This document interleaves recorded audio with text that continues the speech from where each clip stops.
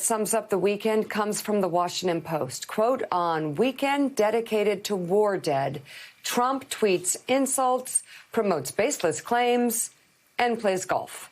The president visited his golf club in Virginia on Saturday and Sunday. He said nothing about the rising death toll, but he did find time to retweet posts that mocked the personal appearance of House Speaker Nancy Pelosi. And please excuse the crass language here, but the retweet said, quote, anyone know what's going on with Polygrip? I've noticed lately that her face seems glossy and she is sporting a poorly marked second set of eyebrows. A second retweet stated, to protect Polygrip during this pandemic, we have developed two options. With the DJT option, she will be able to tongue and adjust her dentures more easily. Good God, this is the president. With duct tape, she won't be able to drink booze, blah, blah, blah. He also talked about Democratic vice presidential contender Stacey Abrams. The president retweeted, we just got a look at the official portrait for the self-proclaimed governor of Georgia. She fought a tough race, kissed a lot of babies, and visited every buffet restaurant in the state. Joe will be a racist if he doesn't pick her.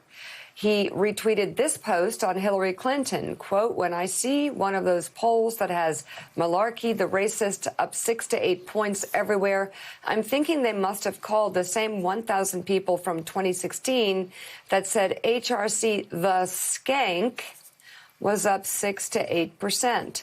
Not to mention the two tweets about a disgusting conspiracy theory about Joe. Well, you know, it's actually... Why do we read these?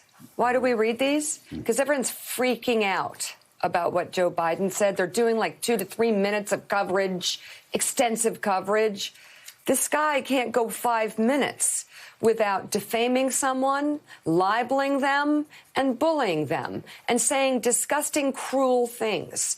Like, let's take a moment. If we're going to spend as much time on President Trump's disgusting comments as we do on Joe Biden's, we're going to be on the air for a long time. Well, we'll never get off the air. Yeah. It's endless. Elise Jordan, let me go to you, former Republican. It is remarkable to me that Donald Trump spent this weekend, since Joe Biden's joke, spent this weekend, which he apologized for, because Democrats apologize even for jokes. Mm-hmm. But since that time, I've had calls from the press.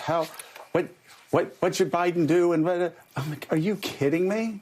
Since that time, that offhanded remark, Donald Trump is called a black woman who has dedicated her life to public policy, mocked her for being obese, mocked the appearance of the Speaker of the House, the highest-ranked woman in history, called a former Secretary of State, a former First Lady, and the last nominee for the Democratic Party, a, quote, skank.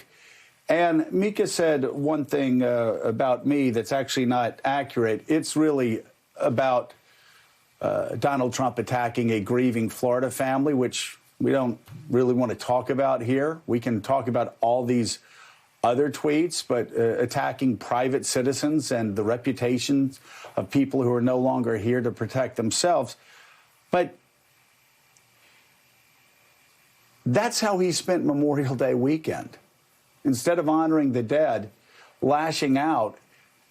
And even many of his own supporters, even many in the anti-Trump brigade, called foul on him this weekend. He really, I guess the thing I heard the most this weekend was that just when we thought he couldn't get any lower, he goes much lower. And as Jonah Goldberg said in a tweet, it basically said, this is all disgusting. This is all horrifying. The only question is, why does he think this will help him get reelected? And of course, Elise, the answer to that is it won't.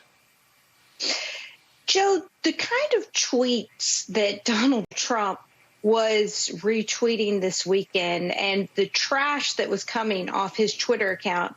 If you have a relative tweeting things like that, you step in. If your father or mother is going crazy on the Twitter account, you stop them. It just is intolerable. And I can't believe that at the same time, Joe Biden's comments, which were unfortunate, but he apologized immediately and showed humility.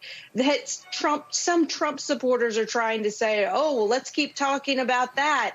When you look at just the complete trash emitting from Donald Trump's Twitter feed. And imagine if Donald Trump had decided to go to Walter Reed instead of spending time with Twitter or golfing. President Bush wouldn't golf once America became involved in wars. He said he was a wartime commander and that mothers who had sons sacrificing, sons and daughters, they didn't deserve to have to see the commander-in-chief golfing while their families sacrificed, and that he needed to be treating it with the solemnity that it deserved. And you just do not see that in one iota from Donald Trump.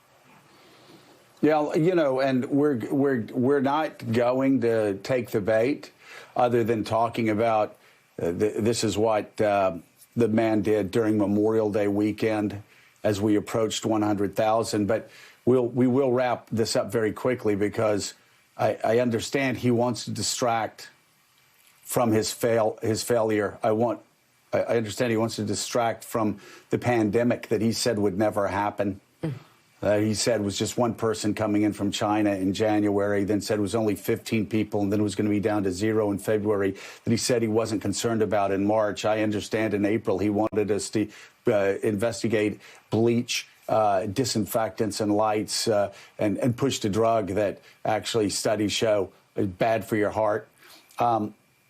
But I do want to just underline this fact, and it is important for us to take note of this.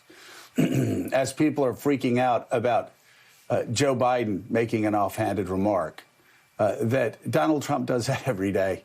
And if the media seriously is going to obsess on Joe Biden making an offhanded remark for 4 or 5 days, then you need to obsess on absolutely everything Donald Trump says every single day that is beyond the pale and suggests that the man is unfit for the presidency, unfit to be commander-in-chief. And really, if he had anybody around him that respected the position they held, then they would seriously be considering the 25th Amendment. Tim Carney said this. Jay is right, talking about Jay Nordlinger, who said that Trump is engaged in is sick beyond belief. All people of goodwill, and even some with less than goodwill, should reckon with it. Tim Carney with the Washington Examiner wrote this. Jay is right. If you had an employee who did what Trump is doing here, you would fire him. If you had a friend who did this, you would stop being his friends. If you had a family member acting like Trump here, you would desperately try to intervene. That's all we're going to say about this, about calling Hillary Clinton the name that he did, about attacking. By the way, Donald Trump attacking somebody for being overweight. Seriously, that's like me attacking somebody for talking too much. It's just like you just don't do it. Obese. And then attacking Nancy Pelosi for her age. When Donald Trump, please, please put the mirror up. I guess there are no mirrors in the White House now, but. Let's talk, Jonathan Lemire, about the 100,000.